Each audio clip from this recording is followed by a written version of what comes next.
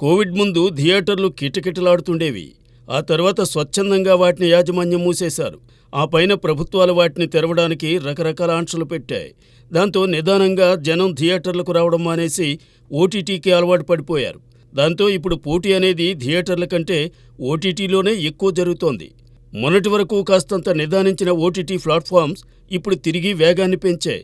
పెద్ద చిన్న అనే తేడా లేకుండా సినిమాలను స్ట్రీమింగ్ చేయడం మొదలుపెట్టాయి.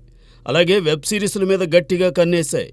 తొలి సీజన్ సక్సెస్ అయితే వరుసగా దానికి 2-3 సీజన్స్ తీసుకురావడానికి ఉత్సాహం చూపుతున్నాయి.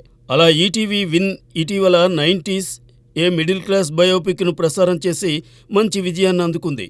ఇప్పుడు దాని సెకండ్ సీజన్ రెడీ అవుతోంది. అచ్చ తెలుగు ఓటీటీ ఆహా ఆ మధ్య కాస్తంత నెమ్మదించింది. ఇప్పుడు సినిమాలతో పాటు అందులో విజయాన్ని సాధించిన రియాలిటీ షోస్కు సంబంధించిన మలి సీజన్స్ మీద దృష్టి పెట్టింది. Small and medium budget movies థియేటర్లో విడుదలై 2-3 వారాలు తిరగకుండానే ఆహా ప్రసారం చేసేస్తోంది. అలానే డిస్నీ ప్లస్ హాట్స్టార్ సైతం అచ్చివచ్చిన వెబ్ సిరీస్ కొత్త సీజన్స్ ప్రసారంపై కసరత్తులు చేస్తోంది. ఇక అమెజాన్ ప్రైమ్, నెట్ఫ్లిక్స్లు జాతీయ స్థాయిలో ఒకదానితో ఒకటి పోటీ పడుతున్నాయి. ఇటీవల పంచాయత్ 3వ సీజన్ అమెజాన్లో స్ట్రీమింగ్ అయింది. దానికి విశేష ఆదరణ లభించింది. పంచాయతీ సెక్రటరీ అభిషేక్ త్రిపాఠితో పాటు ఇందులో ఇతర పాత్రలకు ప్రాధాన్యమిచ్చారు. దాంతో ఇప్పుడు 4వ సీజన్ షూటింగ్కు మేకర్స్ రెడీ అవుతున్నారు.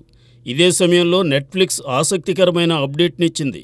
రాజస్థాన్లోని కోటా కోచింగ్ సెంటర్ల విద్యార్థుల జీవితాల ఆధారంగా ఇది కోటా ఫ్యాక్టరీ పేరుతో వెబ్ సిరీస్ నిర్మించింది. తాజాగా దీని సీజన్ 3 స్ట్రీమింగ్ను జూన్ 20 నుండి మొదలు పెట్టబోతున్నట్టుగా ప్రకటించింది. మొత్తం మీద ఇప్పుడు థియేటర్ల వార్ కాస్త ఓటీటీ వారుగా మారిపోతోంది.